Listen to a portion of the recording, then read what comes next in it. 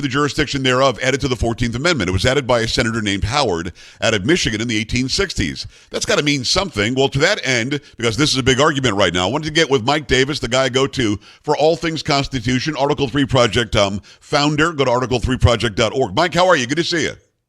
I'm doing well, Joe, and I'm glad we're talking about birthright citizenship because this is before the Supreme Court now. They just accepted this case. So it's very important. With them accepting it, it brings me back to what I just mentioned about Senator Howard out of Michigan. The original text of the 14th Amendment did not include "and subject to the jurisdiction thereof." So it's got to mean something. Can you explain to my audience and me, what does it mean?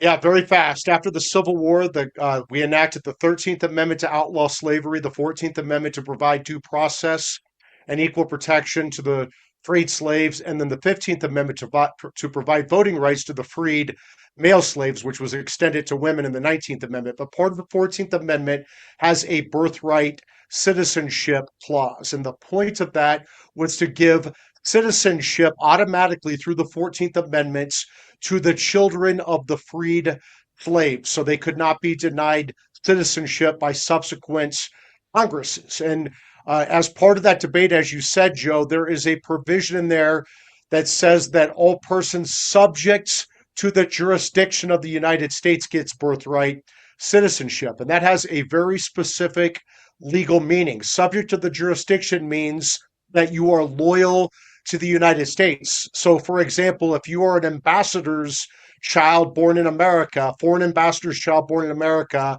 you do not get birthright citizenship. If you are an invading army and you have a child in America, that child does not have birthright citizenship. If you were an American Indian, the Supreme Court held more than 100 years ago that American Indians were not subject to the jurisdiction of the United States. Oh, wow. And did not get birthright citizenship. So Congress had to provide birthright citizenship through statute. So ask this dispositive question. If American Indians did not get birthright citizenship under the 14th Amendment, how the hell would illegal aliens? And the answer is they don't. Well, I couldn't agree with you more. See, here's the problem. It wasn't originally put into place this way. It wasn't originally just accepted that anybody who crossed the border at Laredo or Del Rio dropped a baby and all of a sudden the baby's a citizen, then grandma gets to come, chain migration happens and all this. Do you know chronologically or historically, when did we start turning a blind eye? Because originally it was not enforced this way. That wasn't happening in 1870. That's a very good question. I think it became front and center and people started paying attention to this after Joe Biden let in over 20 million illegal aliens into our country, including from Islamic countries that do not share our values. Right. And I think we see what's happening in Europe, where there's an Islamic invasion of Europe, and people are starting to wake up and dust off the history books and the treatises around this and realize, oh, wait, not everyone who comes into this country gets birthright citizenship for their kids. There is a very specific legal meaning. I texted you this during my show the other night, and the source was Al Jazeera. I don't know how real it is or not, but the allegation is there are 33 countries, most of them in Latin America, that accept that do the same birthright citizenship as we've been doing. By if I tomorrow go into Mexico and I've got my wife with me, she's pregnant, she has the baby's Mexican by citizenship. I don't believe that to be true. You and I have talked about this before, Mike. The actual immigration laws in Mexico are way more stringent than they are in the United States of America. So it doesn't ring true for me. Have you had a chance to look at this? Are all these countries allowing somebody just to have a baby, even if they're there illegally, and that's a citizen? It just depends on the country. But in Europe, for example, they are getting rid of birthright citizenship, and they've been doing that for many years because of the Islamist invasion. Look, there's a Supreme Court case, the Chinese exclusion case, that dealt with this about 100 years ago. Right. And the Chinese exclusion case said subject to the jurisdiction means loyalty to the United States or allegiance to the United States. Right. So what that means is if you're a lawful permanent resident, you get birthright citizenship under the 14th Amendment if your child's born here. But if you're not a lawful permanent resident, if you're an illegal alien, if you're a foreign terrorist, or if you're an invading army, if you're an ambassador's kid, you don't get birthright citizenship. I just hope that the six constitutionalists on the Supreme Court who say that they're textualist and originalist followed the plain text subject to the jurisdiction in the original public meaning after the 14th Amendment was enacted. And if they do that, then there's no question they're going to side with President Trump. It's Mike Davis, Article3Project.org. Go and support everything that they do. Go and follow him right now on social media as well.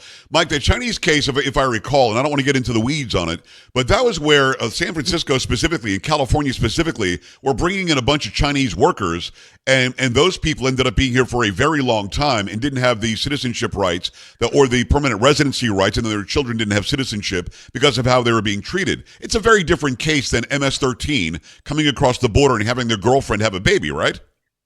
Yeah, that's exactly right. I mean, do they think that the foreign terrorists who come into our country and have kids, do these Democrats really think that they're going to get birthright citizenship, a golden ticket for the rest of their lives just because they happen to be trespassing at the time of their birth? That's just not how the 14th Amendment works. How do you think? You think that it could be 6-3, or do you think that you're going to get a wishy-washy Amy Coney Barrett, maybe John Roberts? I mean, do you feel good that they're going to read that the way that it was meant to be read? Because that line about the jurisdiction thereof means something. Do you think they're going to overturn birthright citizenship the way we've been doing it? And if so, what kind of mayhem is that going to cause in the streets? I think that what we need to be doing between now and that oral argument for birthright citizenship is educating the public and turning up the political pressure. It was the same thing we did with presidential immunity. We knew we were right on presidential immunity, that presidents are immune for their official acts or criminal prosecution for their official acts, just like they're immune from civil prosecution. But it took a lot of media hits and a lot of opinion pieces and a lot of social media presence to change the politics on that.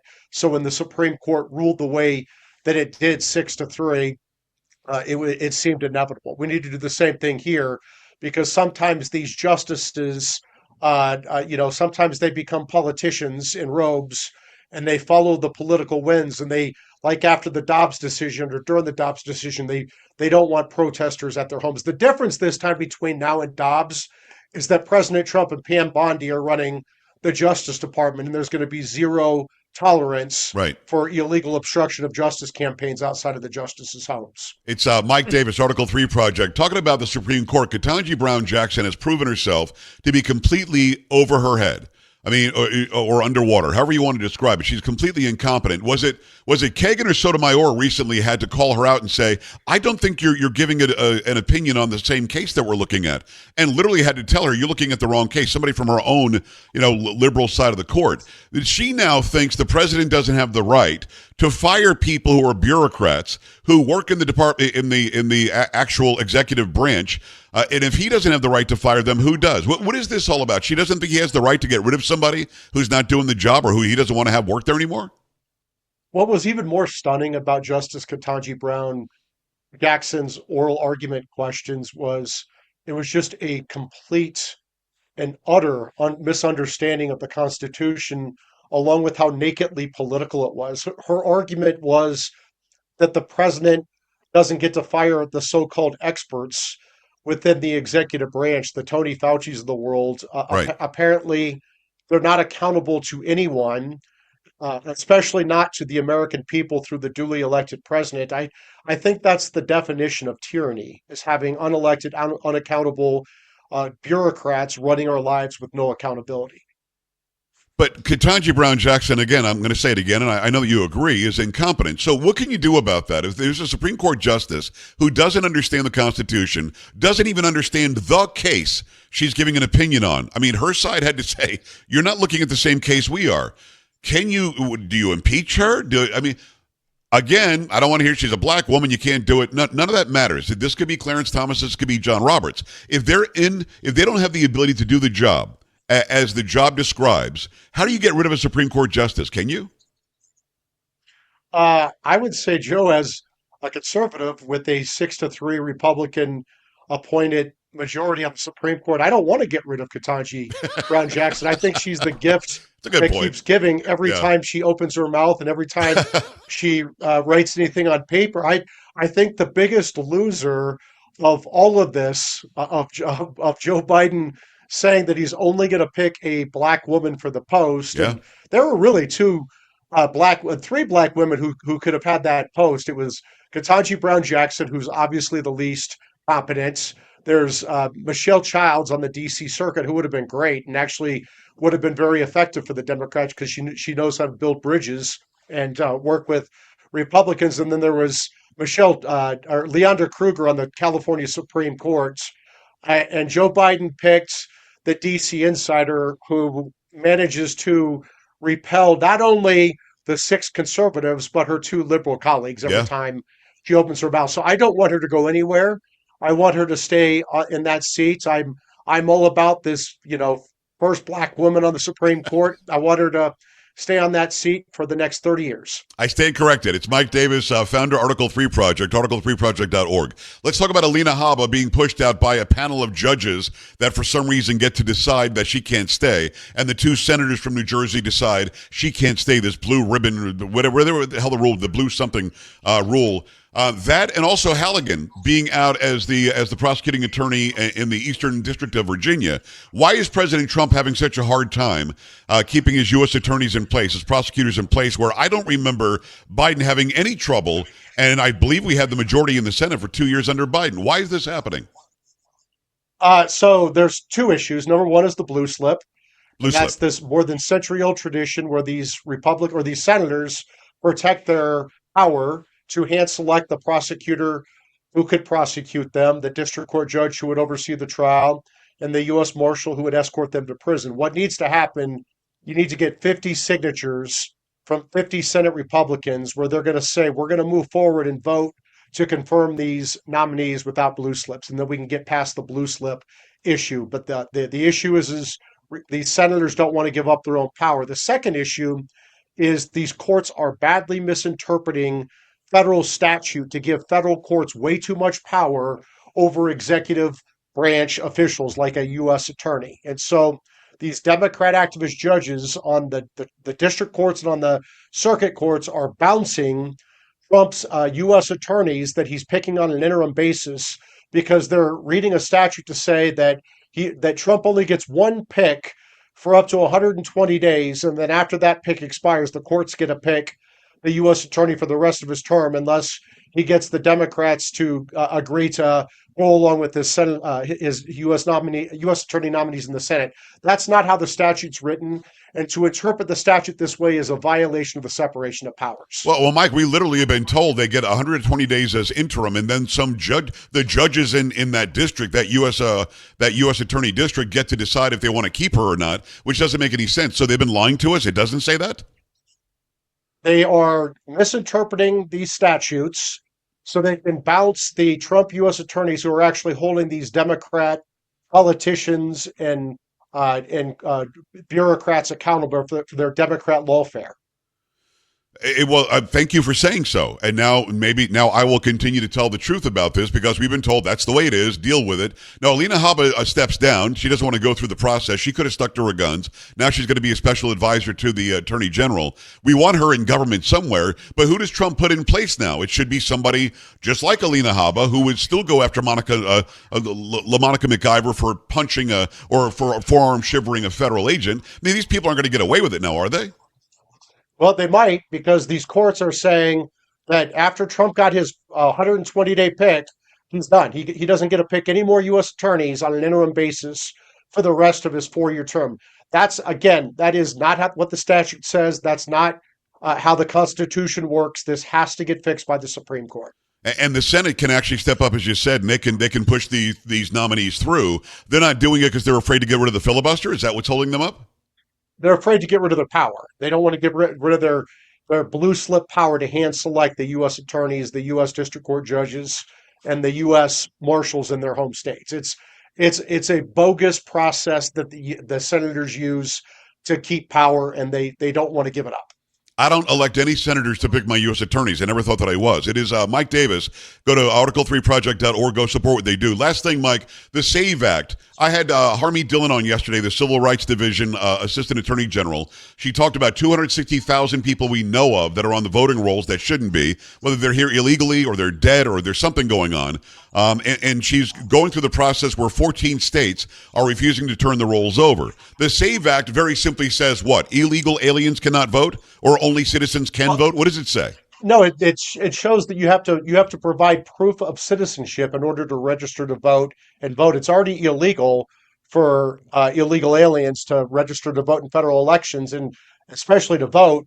But it happens all the time. An Yeah. example of this is when you get a driver's license in many of these states, they automatically register you to vote, and you just have to check a box saying that you're a U.S. citizen, and there's no verification. We know there are thousands and thousands of illegal voters on our rolls, and we know that they're voting. People really want to know about that, too. That interview I did with Harmeet yesterday is going nuts. Do we understand everything the way that we should when it comes to the 2020 election? Going forward, we may be getting rid of the mail-in ballots. President Trump would like to do a lot of things, and he could do it if you get rid of the... I guess the question really is, should we get rid of the filibuster now? Enough is enough. In 1975, as you know, for some reason they say you don't even have to argue anymore. You just say you're going to filibuster and go to lunch. Can't we get back to where you actually have to make the arguments and go back to the way it was under James A. Polk and literally say, okay, you're done arguing, let's vote on it now? Getting rid of the filibuster would solve a lot of these problems, including the voting problem, wouldn't it? Absolutely. And the Democrats will get rid of the filibuster the second they control the House, the Senate, and the White House again. They're not going to have moderate senators like Joe Manchin to stop them. And so the Republicans are being stupid by not getting rid of the filibuster now for legislation. The quote of the day: the Republicans are being stupid. Again, you could do the voting, the mail-in ballots will be gone. Also, make sure you can have photo ID nationally. You can have control of all the voting rolls to make sure that only people legally allowed to do it are going to do it. But the argument on the other side, Mike, is they're going to pack the court. Going to be 15 justices, and they're going to federalize all of the elections like Nancy Pelosi wanted to do. And your answer is, well, they're going to do it anyway. You might as well take your chance now, right?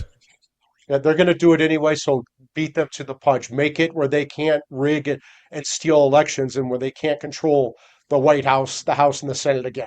Article3project.org. Go and support everything Mike does and his team does. Go follow him on socials as well. MRDDMIA, right? You got it. Nailed it. All right. Thank you, Joe. We appreciate you. We're back after this. Stay right here.